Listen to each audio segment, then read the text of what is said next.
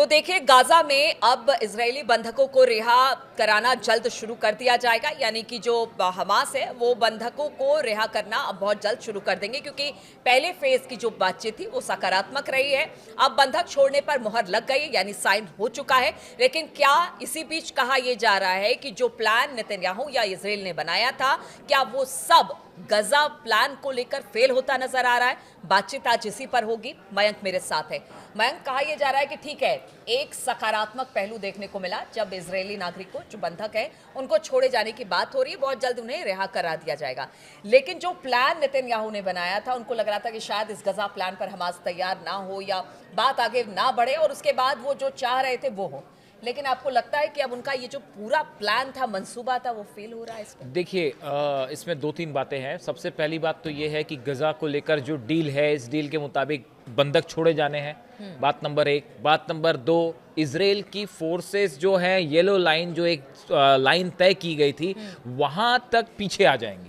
अब ये जो बात है कि इजराइल की फोर्सेस गजा से पीछे आएंगी, वापस मार्च करेंगी, ये जो पॉइंट है, इसको लेकर जो है काफ़ी ज़्यादा चर्चाएं हैं सोशल मीडिया में। और विदेश नीति के जो जानकार हैं वो ये बताते हैं, उनका कई लोगों का ये मानना है कि ये इजराइल का जो एक बड़ा प्लान था गजा को लेकर, कि गजा से फिलिस्तीनियों को हटा दिया जाए, गजा में जो है वो बड़े क्षेत्र में इजराइल की सेना का कब्जा हो, हमास को पूरी तरह से खत्म कर दिया जाए, ये सब प्लान जो थे ये फिलहाल इस डील के चलते फेल होते दिखाई दे रहे हैं। देखिए, ये जो प्लान है, जो अभी जिसको लेकर सहमति बनी है, साइन हो गए हैं, जो डोनाल्ड ट्रंप ने अनाउंसमेंट किया है, हालांकि इसको लेकर भी बड़े सारे संशय बने हुए हैं, दोनों साइड से बने हुए हैं, हमास की तरफ से भी बने हुए हैं और अरबियन जो कंट्रीज हैं उनकी तरफ से भी है, इजराइल की तरफ से भी है। तो ये डील कोई अभी ऐसी डील नहीं है जो एकदम फाइनल हो गई हो, या इसने कोई गजा की पिक्चर साफ कर दी हो,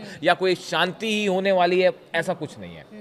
ये अभी एक पहले दौर की डील है। अभी बड़े बड़े मुद्दे एड्रेस होने बाकी हैं कि क्या हमास हथियार छोड़ने के लिए राजी होगा, क्या गजा के एडमिनिस्ट्रेशन में हमास की भूमिका होगी, जो नई गवर्नमेंट बनेगी वहाँ पे जो नया कमेटी बनेगी जो एडमिनिस्ट्रेशन संभालेगी वो कब तक वहाँ रूल करेगी, क्या वहाँ इलेक्शंस करवाए जाएंगे, जैसा कामेनी साहब कह रहे हैं कि वहाँ लोगों का जनमत संग्रह होना चाहिए। तो ये बड़े सारे सवाल हैं जो अभी जिनका कोई जवाब नहीं है, और जब तक ये फाइनल नहीं होते आप गजा की किसी डील को फाइनल नहीं मान सकते। इसको इस तरीके से तो सकारात्मक तरीके से देखें कि देखिए, जिनके लोग बंधक हैं, देखिए, हाँ, और जिनको लेकर इजराइल लगातार कहता रहा, या फिर इजराइल ने जो गजा की हालत बना दी वो उन्हीं बंधकों को छुड़ाने का नतीजा थी। हाँ, तो वो एक अच्छी बात है कि चलिए ठीक है, वहां से एक अब जो बंधक है रिहा होंगे, और गजा में जो शांति होगी उससे वहां के लोगों को थोड़ी सी इस देखिए, अगर आप मेरा पॉइंट ऑफ व्यू जाने, हाँ, मेरी जो व्यक्तिगत राय वो ये है कि इस डील से फिलहाल फौरी तौर पे जो सबसे बड़ा फायदा होगा वो फायदा होगा फिलिस्तीनी लोगों का, गजा के रहने वाले उन हजारों लोगों का, लाखों लोगों का, जिनको अब खाना पहुंच पाएगा, जिनको पानी पहुंच पाएगा। लाखों बच्चे इस समय वहां पे, हजारों बच्चे ऐसे हैं जिनके पास खाने पीने को कुछ नहीं है, उनको सबसे पहले खाना चाहिए। देखिए, कूटनीति होती रहेगी अपनी जगह, लेकिन फिलहाल जो है उनकी मदद सबसे जरूरी है। और ये जो डील का पहला हिस्सा है, इसके मुताबिक उनके लिए एड जाना शुरू हो जाएगी। 5 क्रॉसिंग्स जो है वो खोल दी जाएगी एड के लिए, जो इजराइल ने अभी ब्लॉक कर रखी है। वो 5 रास्ते से खाना पानी जो है वो अंदर जाने लगेगा, दवाइयां अंदर जाने लगेंगी, जिसकी गजा को बेहद जरूरत है। एक इसका जो पॉजिटिव एस्पेक्ट है, देखिए, कोई भी जो चीज होती है इंटरनेशनल रिलेशंस में, तो ऐसा कभी नहीं होता कि वो सिर्फ निगेटिव ही निगेटिव हो, या वो पॉजिटिव, उसका आपको बैलेंस अप्रोच रखना पड़ेगा। इसे मान सकते हैं, तो अब देखिए, लेकिन इसमें बहुत सारे लेकिन भी हैं, बहुत सारे इफ एंड बट हैं। अब देखिए, अभी ये पहले दौर की बातचीत है, बंधक छोड़ दिए। हमने आपको पिछले वीडियो में बताया था कि नोबेल पीस प्राइज का अनाउंसमेंट होने वाला है, तो बहुत सारे लोगों का कहना है कि उसकी वजह से सब कुछ तेजी से हो रहा है। चलिए ठीक है, जो भी है, डील हुई फर्स्ट फेज की। अब जो बड़ा सवाल इसके बाद है वो ये है कि इजराइल अपनी फोर्सेस पीछे ले आता है, उसके बाद अगर हमास के हथियार छोड़ने को लेकर फिर से डेडलॉक हो गया तो क्या होगा? अगर हमास ने मना कर दिया कि साहब हम हथियार नहीं छोड़ेंगे, अभी तो वो बंधक छोड़ने के लिए राजी है, वो इस बात के लिए राजी नहीं है कि हम हथियार छोड़ देंगे। हमास की तरफ से ये भी नहीं कहा गया कि हम जो है वो गजा से एडमिनिस्ट्रेशन में हमारा कोई रोल नहीं होगा। क्योंकि उसमें तो अभी बातचीत हुई अभी भी तो बाकी है। फौरी पहले फेज की बात हुई है जिसमें कहा है कि हम बंधक छोड़ते हैं, आप फोर्स वापस मंगवाइए। ठीक है, अब ऐसे ऐसे हालात में जो बात कही जा रही है वो ये कि इजराइल की फोर्सेस का वापस आना, हमास का ख़त्म ना होना। देखिए ये डील जब भी होती है तो एक प्रकार से देखिए हमास को लेकर भी इंटरनेशनल लेवल पे काफ़ी चर्चाएं हैं, मतलब उनको एक पक्ष माना गया इस पूरे मामले में।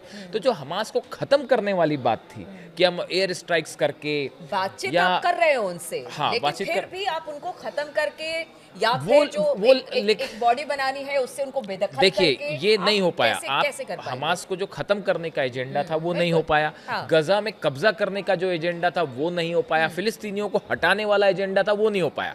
ये तीन चीजें फेल हो रही हैं, बड़े सारे एक्सपर्ट मान रहे हैं। इसलिए उनका कहना ऐसा है कि तो इजराइल का हिडन एजेंडा था वो इसमें सफल नहीं हो पाया। और नेतन्याहू ने डोनाल्ड ट्रंप के दबाव के चलते इस डील को साइन किया है, वरना इजराइल तो चाह रहा था कि शायद एक ऑल आउट वॉर खत्म हो पूरा, तो वो इस मकसद में था। लेकिन आप देखें कि अभी जिस तरह से ये डील हुई इसको लेके एक तो डोनाल्ड ट्रंप ने, देखिए जो बात हमने पहले भी बताई थी, उन्होंने जो अनाउंसमेंट किया, I am very proud to announce that Israel and Hamas have both signed of the first phase of our peace plan, कि पीस प्लान का जो फर्स्ट फेज था उसको साइन कर लिया है, जो उन्होंने कहा। This means all of the hostages will be released very soon, सभी बंधकों को फौरन छोड़ दिया जाएगा, जिसकी बात निकल के आ रही कि शायद मंडे तक छोड़ दिए जाए, मुझे लगता है पहले भी छोड़े जा सकते हैं। तो and Israel will withdraw their troops to an agreed upon line as the first steps toward a strong, durable and everlasting peace. और उसके बाद इजराइल जो है अपनी फोर्स वापस मंगा लेगा। तो अब यहाँ पे एक बात तो साफ है कि ये जो गजा पर कब्जा करने का इस डील के मुताबिक हम चल रहे हैं, आज से 6 महीने बाद क्या होगा कोई नहीं जानता।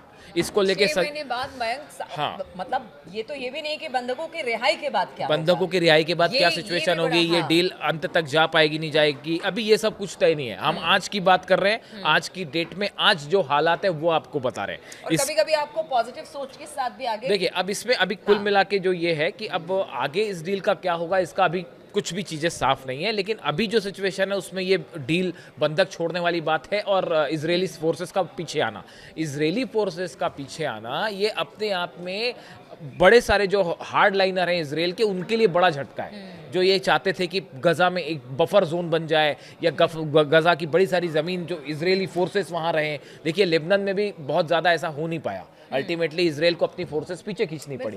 वैसे ही ये गजा में भी सिचुएशन है, हुती एक अलग चैलेंज बने ही हुए हैं। और अभी एक नई और चीज़ निकल के सामने आई है, इसका हम अलग से वीडियो में चर्चा करेंगे। ईरान को लेके डोनाल्ड ट्रंप ने बड़ी बातें कही हैं, उन्होंने बड़े संकेत दिए हैं कि गजा डील के बाद ईरान के साथ भी क्या कोई डील हो सकती है। देखिए हम आपको पिछले 3 वीडियो से लगातार कह रहे थे कि इस डील में बैक चैनल से ईरान भी इन्वॉल्व है, बैक चैनल से जो है वो रशिया भी इन्वॉल्व है, और ये दोनों को हमास और इजराइल के बीच में जो पिछली बात हुई फ़ोन पे पुतिन की नेतन्याहू से, मुझे लगता है कि इस फोन टॉक के बाद इजराइल ने अपना स्टैंड जरा सॉफ्ट किया इस पूरी डील को लेकर, ऐसा लगता है। तो बैक चैनल से ईरान भी इन्वॉल्व है इसमें, और कभी-कभी समय की डिमांड भी होती है, आपको लेकिन एक देखिए एक पॉइंट ऑफ व्यू ये भी कह रहा है कि अगर इजराइल की फोर्सेस गजा से बाहर आ जाती हैं तो ईरान या हमास, जो अक्सर हम देखते हैं कि एक ही पॉइंट ऑफ व्यू रखते हैं, ये एक प्रकार से इनकी एक आप कह लें कि एक प्रकार से जीती कुछ लोग इसको जीत भी मान रहे हैं, कह रहे हैं ऐसा है कुछ लोगों का, मतलब ये कोई हम अपनी राय नहीं बता रहे, कुछ एक्सपर्ट्स हैं उनका ये कहना है कि भाई अगर इजराइल की फोर्स गजा से बाहर आती है तो ये ईरान की जीत है, ये हमास की जीत है, कि आपने जो कैप्चर करने का प्लान था वो सफल नहीं हो पाया। और अगर डील के बाद जो भी हालात बनेंगे, भाई ऐसा तो है नहीं कि आप हमास के जो लड़ाके हैं उनको आप उन पे हमला करके उन्हें खत्म कर देंगे, ऐसा तो होगा नहीं। डील के बाद उसकी शर्ती सीज फायर है, और सीज फायर हो जाता है और हमास भी बरकरार रहता है, गजा की जमीन भी बच जाती है, इंटरनेशनल एड भी जाती है। ये अपने आप में एक अलग फिलिस्तीनी देश बनने की दिशा में अच्छा स्टेप हो सकता है, एक देश के रूप में फिलिस्तीन को मान्यता मिलना बड़ा स्टेप हो सकता है। लेकिन फिर हम कहेंगे लेकिन। इसमें बड़े सारे मुद्दे हैं जिस पे क्लैरिटी होने के लिए, अभी इस पे जल्दबाजी हो गई है कहना कि डील सफल हो गई है या डील फेल हो गई है। अभी चीज़ों के परिणाम देखने पड़ेंगे कि इसके रिजल्ट्स क्या होते हैं, आपको वेट करना पड़ेगा थोड़ा। उसके बाद समय के हिसाब से तय होगा कि जो कुछ हो रहा है इसका नतीजा और अंजाम बिल्कुल। क्या तो देखिए, बंधक छोड़े जाने हैं, बंधक बहुत जल्द छूट जाएंगे, लेकिन उसके बाद क्या बाकी जो बिंदुओं पर बातचीत इस वक्त हमास और इजराइल के बीच में चल रही है, क्या उस पर सहमति बन पाएगी? क्या हमास हथियार छोड़ेगा? और अगर हमास हथियार छोड़ता है तो ये भी कहा जा रहा है कि ऐसा ना हो कि कहीं उसका खात्मा करने के लिए एक बार फिर से इजराइल आगे आ जाए। बहुत सारे ऐसे लेकिन, किंतु परंतु हैं, लेकिन इसका होगा क्या, इसके लिए वेट करना पड़ेगा, इस पर स्थिति पर नजर बनानी होगी और फिर देखना होगा कि इस पर क्या होता है। वो तमाम अपडेट्स लेकर हम आपके पास जरूर आएंगे, चर्चा इस पर जरूर करेंगे। फिलहाल बहुत बहुत शुक्रिया आप सभी का हमारे साथ इस चर्चा में शामिल होने के लिए।